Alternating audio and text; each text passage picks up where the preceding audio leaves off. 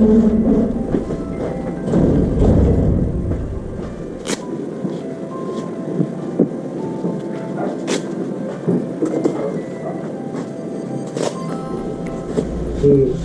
man niyo, sir? Hala, kanang ano ba? Mostly service lang. Mostly service lang eh. Sorry, tiktoyok si bo.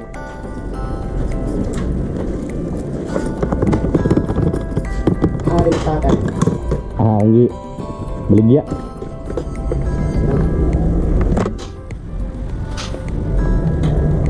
Pero taon-taon din mo. Kuan pa mag 2 years pa na ako karong November. Sa 2 years mo pa pag-ablihan eh. Oh. Ato pagabli. Pero ang shock, kuan ang siya mga kapto pinapot. Oh, ang shock. Siguro May o last year May. 1 year na. Ano kapi na.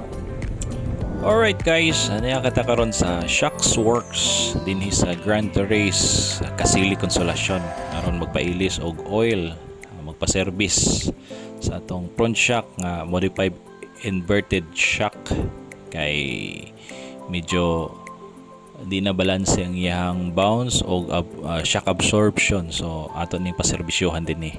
So inila ni sila nga shop din sa Konsolasyon o dili lang sa Cebu but tibok Pilipinas, Visayas ug Mindanao giilan ni sila, ilado ni sila. So kasaligan ng ilang trabaho ug mo na nga dinhita nagpa-trabaho sa atong shock, nagpa-serbisyo sa atong shock.